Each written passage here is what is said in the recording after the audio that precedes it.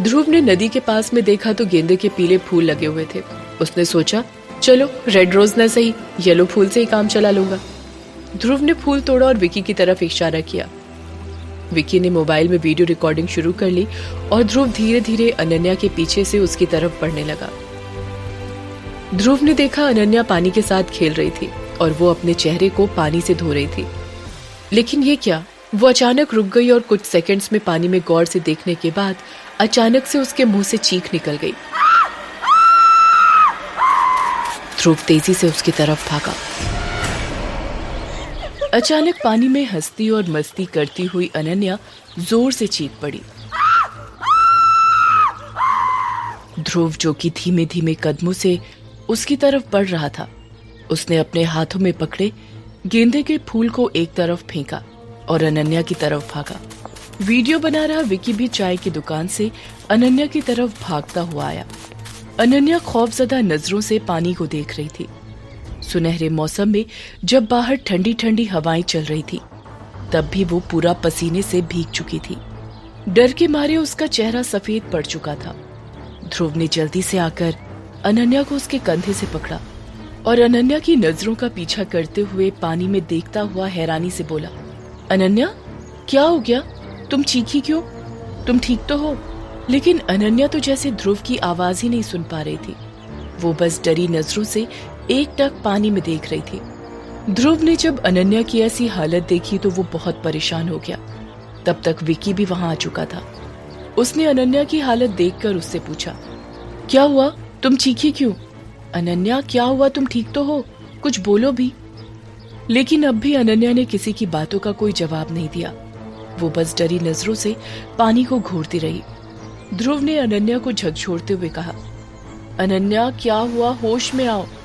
इस बार ध्रुव की आवाज से अनन्या जैसे अपने ख्यालों से बाहर आई और वो डरते हुए बोली, वो पानी में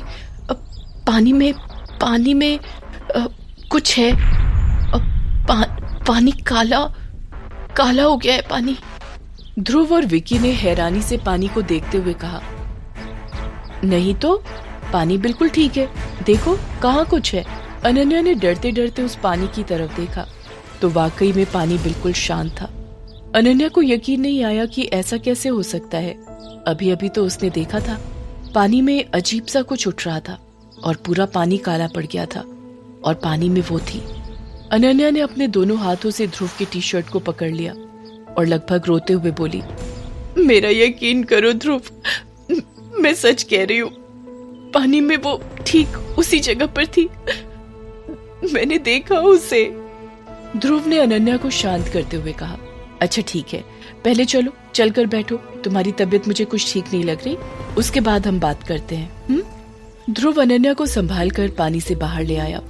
तब तक वहां छलावा और जुल्मी भी आ चुके थे। छलावा जो ये सब कुछ देख रहा था, उसने परेशान होकर पूछा, क्या हुआ ध्रुव, अनन्या की तबीयत फिर से बिगड़ गई क्या? ध्रुव ने इस वक्त उसकी बातों का कोई जवाब नहीं दिया। वो अनन्या को लाकर चाय की दुकान के बाहर एक बेंच पर बिठाते हुए छलावा से बोला, नहीं, इसकी तबीयत बिल्कुल ठीक है, मुझे लगता है इसने पानी में कोई सांप वगैरह देख लिया होगा और इसलिए डर गई है। ध्रुव की बात पर अनन्या जोर से चीखती हुई बोली, मैं पागल हूँ क्या कि सांप को नहीं पहचान लूंगी? वो सांप नहीं था, मैं कह रही हूँ कुछ और था, मेरा यकीन करो। अनन्या के इस तरह चीखने से ध्रुव ने उसे शांत करते हुए कहा, अच्छा ठीक है, हमें तुम पर यकीन है, अब ठीक है, अब तुम शांत रहो। और उसके बाद चाय की दुकान से एक गिलास पानी लिया और अनन्या को देते हुए बोला, पहले तुम ये पानी पियो। अनन्या ने कांपते हाथों से उस पानी के गिलास को पकड़ा और एक सांस में वो सारा पानी पी गई। अब अनन्या को कुछ अच्छा महसूस हो रहा था। वो जोर जोर से सांसें लेकर खुद को नॉर्मल करने की कोशिश कर रही थी। जब ध्रुव को लगा अब अनन्या ठीक है, तो वो वहीं उसके घुटनों के पास जमीन पर बैठकर उसकी आंखों में देखता हुआ बोला, अब बताओ क्या बात है, क्या हो गया? बाकी सब विक्की, छलावा और जुल्मी बस हैरानी से अनन्या को देखे जा रहे थे, क्योंकि उन्हें तो समझ ही नहीं आ रहा था कि अचानक हो क्या गया, क्योंकि अब तक तो अनन्या इतने अच्छे से पानी में एंजॉय कर रही थी। अनन्या ने सबकी तरफ देखा और फिर ध्रुव को देखकर बोली, तुम मेरा यकीन नहीं करोगे तो मत करो, लेकिन मुझे लगता है कि इस गांव में सच में कुछ गड़बड़ है। अनन्या की बातों से सब चौंक पड़े, लेकिन ध्रुव ने नॉर्मल ही पूछा, तुम बताओ तो क्या हुआ, क्या देखा तुमने पानी में? अनन्या सहमी नजरों से नदी की तरफ देखते हुए बोली, मुझे कुछ समझ नहीं आ रहा है। मैंने देखा अचानक पानी के बीच कुछ हलचल सी बढ़ने लगी और वहां का पूरा पानी काला पड़ गया और उस पानी में मुझे कोई औरत नजर आई। उसने अपने हाथों में वैसे ही कड़े पहन रखे थे जैसा मुझे विक्की के घर पर मिला था, और वो मुझे अपनी तरफ आने का इशारा कर रही थी। वो मेरी तरफ देखकर मुस्कुरा रही थी। अनन्या की इस बात पर सब एक साथ चौंकते हुए बोले, क्या? लेकिन छलावा जल्दी से उसके करीब आकर बोला, सही से बताओ ना, क्या क्या देखा तुमने? क्या वाकई में उस औरत को देखा? लेकिन इससे पहले अनन्या कुछ बोलती ध्रुव छलावा को डांटते हुए बोला, छलावा, ये तुम कैसी बातें कर रहे हो? एक तो ऑलरेडी अनन्या इतनी डरी हुई है, ऊपर से तुम उसे बढ़ावा दे रहे हो। कुछ नहीं देखा इसने। इस गांव में जिस तरीके की बातें होती रहती हैं, उन बातों ने उसके दिमाग पर असर डाला है और बस इसीलिए उसे वहम हुआ है और कुछ नहीं। हो सकता है नदी में कोई सांप वगैरह होगा, उससे पानी हिल गया हो और ये डर गई हो। विक्की ने भी अनन्या को समझाते हुए कहा, हाँ अनन्या, मुझे भी ऐसा ही लगता है, यही हुआ होगा। तुम शांत रहो, चाय पियोगी? लेकिन अनन्या ने इनकार में सिर हिला दिया और वो सहमी नजरों से अब भी नदी की तरफ देखती रही। जब अनन्या को थोड़ी देर में कुछ अच्छा महसूस हुआ, तब ध्रुव ने परेशान होकर कहा, सोचा था थोड़ा सा घूम फिर लेंगे तो मन बहल जाएगा, लेकिन यहाँ आकर तो एक अलग ही नाटक शुरू हो गया।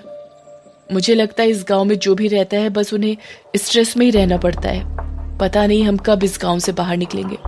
विक्की ध्रुव की परेशानी समझ रहा था।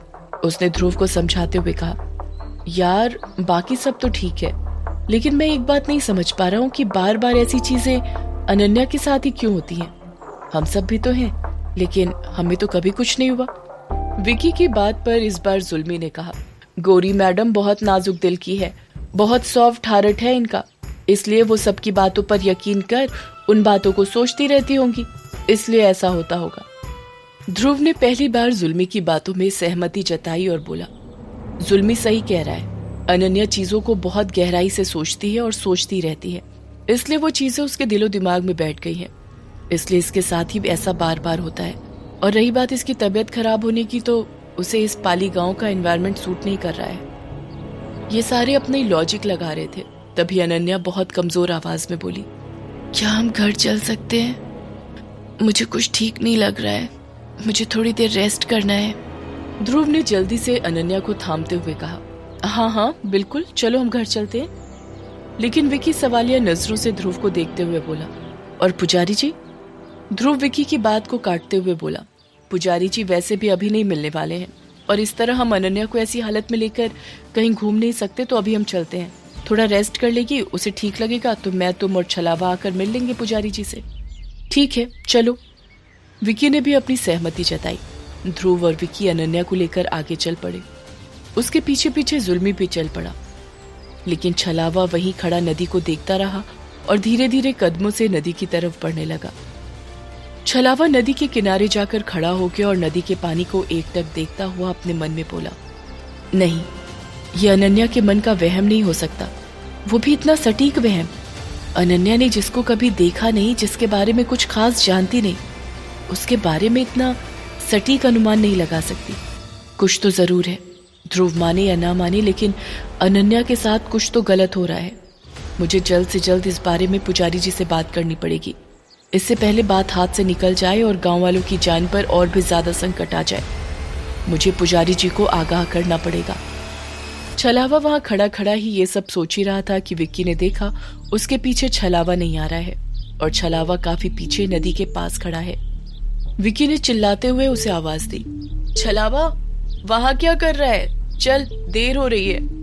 विक्की की आवाज पर छलावा अपने ध्यान से बाहर आया और उसने जवाब दिया, हाँ हाँ चलो मैं आ रहा हूँ। इतना कहकर छलावा ने एक बार फिर उस नदी की तरफ देखा और उन लोगों के पीछे चल पड़ा।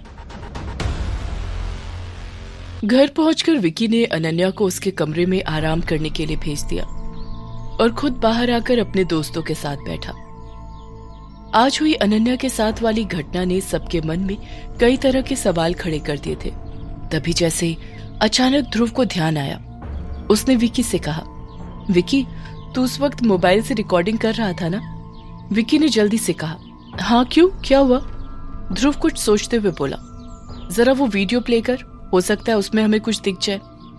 हाँ ये तो सही कह रहा है। इतना कहकर विकी ने अपना मोबाइल निकाला और उसका स्क्रीन ऑन किया, लेकिन उसका मोबाइल स्विच ऑफ था। विकी झल्लाता हुआ बोला, ओह शिट, मेरा मोबाइल स्विच ऑफ हो गया, अब क्या करें? छलावा कुछ सोचकर बोला, बिजली तो अभी है नहीं और अब पता नहीं कब आए। यहाँ ऐसा ही होता रहता है। पंचायत भवन में सूरज वाली बिजली है, लेकिन उससे ये फोन चार्ज होगा या नहीं पता नहीं। विकी को ये आइडिया ठीक लगा। वो जल्दी से अपने कमरे में गया और अपने मोबाइल का चार्जर लेकर आया और छलावा के साथ निकल गया। दूसरी तरफ अमरपुरा में सुमेर और पुजारी जी तारा के घर पर बैठे हुए थे और तारा से उस उपाय के बारे में सुनने की प्रतीक्षा कर रहे थे जो सालों पहले तारा के पिताजी गिरधर महाराज ने सुमेर के बाबा को दिया था। कुछ देर रुककर तारा बोली, जहां तक मुझे लगता है उस प्रक्रिया को सप्तबंधन प्रक्रिया कहते हैं। सप्तबंधन प्रक्रिया? सुमेर ने हैरानी से पूछा, जिस पर तारा के बदले पुजारी जी बोले, हाँ सुमेर बाबू, इस तरह की प्रक्रिया अक्सर लोग आत्माओं को या उससे जुड़ी चीजों को बांधने या उसकी शक्तियों को कम करने के लिए करते हैं, जिसमें आत्माओं से प्रभावित क्षेत्र को 7 तरीके से बांधा जाता है। तारा अपनी गर्दन हाँ में हिलाते हुए बोली, जी आपने बिल्कुल ठीक कहा पुजारी जी, लेकिन ये सप्तबंधन प्रक्रिया कई तरीकों से हो सकती है, जहाँ कमजोर आत्माएं या कमजोर शक्तियां होती हैं और किसी छोटी जगह को बांधा जाता है। तब हम मौली के धागों को 7 बार लपेटकर उसे बांधते हैं या कोई भी बंधन 7 बार डालते हैं। लेकिन आपके पाली में जो प्रक्रिया की गई थी उसमें उस बंजारन को 7 तालों के भीतर कैद किया गया था। आप लोगों को शायद पता हो कि बड़े कुएं के ऊपर जो ढक्कन था उसमें 7 ताले लगे थे। मैंने सही कहा ना? सुमेर और पुजारी जी दोनों एक दूसरे का मुंह देखने लगे और पुजारी जी बोले, हाँ तुमने ठीक कहा बेटी, वो 7 तालों के भीतर कैद थी। तो क्या यही उपाय था जो तुम्हारे पिता ने बड़े ठाकुर को दिया था? लेकिन हमें तो लगा कि ये उपाय भी गुरु देवदत्त का बताया हुआ है। हालांकि मैं गलत हो सकता हूँ, क्योंकि जिस वक्त वशीकरण किया गया था मैं उतना इन सब में शामिल नहीं हो पाया था, मैं सब सीख रहा था। तारा मुस्कुरा कर बोली, जी हाँ, उसी के बारे में मेरे पिताजी ने सरपंच बाबा को बताया था, और उसके बाद ही जब पिताजी वो प्रक्रिया करके गांव लौटे तो फिर कभी पाली वापस नहीं गए। सुमेर कुछ सोचता हुआ बोला, लेकिन तारा जी अब वो प्रक्रिया कौन करेगा, क्योंकि अब तो आपके पिताजी नहीं रहे और हमारे पास ज्यादा समय भी नहीं है, क्योंकि अगली अमावस्या से पहले ही हमें ये सारी चीजें करनी होंगी ताकि हम बिंदिया की तरह इस बार किसी और को खोने से बचा लें। कुछ देर की चुप्पी के बाद तारा बोली, आप लोग फिक्र मत कीजिए, अमावस्या से पहले ही मैं आप लोगों को बंधन के तरीके और उसमें उपयोग होने वाली चीजें दे दूंगी। लेकिन अभी के लिए तत्काल रूप से उसके प्रभाव को कुछ कम करने के लिए आप लोगों को एक उपाय खुद करना पड़ेगा। कौन सा उपाय? सुमेर ने हैरानी से पूछा। तारा पुजारी जी और सुमेर को बारी बारी देखकर बोली, कुछ देर आप लोग रुकिए, मैं अभी आई। इतना कहकर तारा उठकर घर के भीतर चली गई। सुमेर और पुजारी जी को कुछ समझ नहीं आया कि तारा कहाँ चली गई। उसी बीच पुजारी जी ने सुमेर से कहा, सुमेर बाबू, क्यों ना हम तारा को अपने साथ ले चलें, क्योंकि ऐसे में एक तारा ही हमारी उम्मीद बनकर उभरी है, और अगर वो पाली में रहे तो हमें भी संतुष्टि रहेगी, और कोई ऐसी आपातकालीन स्थिति उत्पन्न हो गई तो वो हमें उसके बारे में आगाह भी कर सकती है और रक्षा भी प्रदान कर सकती है। पुजारी जी की बात पर सुमेर ने शंका भरी नजरों से पुजारी जी को देखा और फिर तारा की डिग्रियों और उसके स्कूल के बच्चों के साथ तस्वीर की तरफ इशारा करते हुए कहा, वो सब तो ठीक है, और रही बात तारा को पाली ले जाने की तो वो भी हम सोच सकते हैं, लेकिन क्या आपको लगता है कि ये लड़की हमारे किसी काम की है? क्योंकि आप लोगों के हिसाब से बंजारन जिस तरह से शक्तिशाली है, तारा जैसी एक कम उम्र की लड़की क्या मदद कर पाएगी?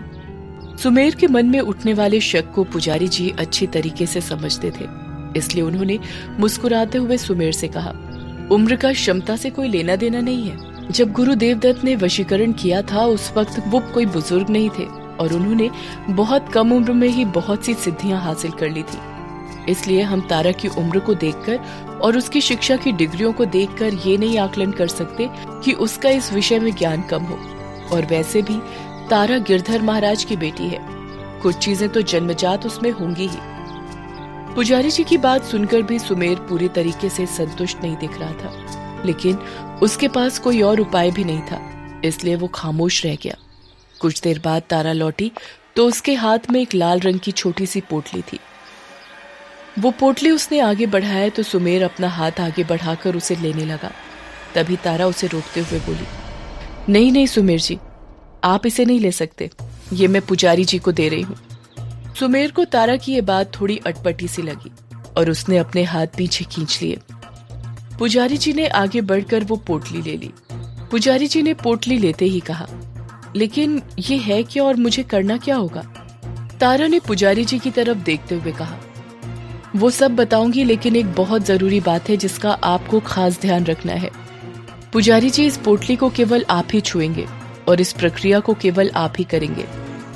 ये सुनकर सुमेर को थोड़ी हैरानी हुई। उसने तुरंत तारा से पूछा, आखिर इसमें ऐसा क्या है जो सिर्फ पुजारी जी ही कर सकते हैं, मैं या फिर गांव का कोई और आदमी नहीं कर सकता? आगे की कहानी जानने के लिए देखिए अगला एपिसोड सिर्फ पॉकेट FM के YouTube चैनल पर, और वशीकरण के सारे एपिसोड्स को सुनने के लिए डिस्क्रिप्शन में दी लिंक से डाउनलोड करें पॉकेट FM ऐप।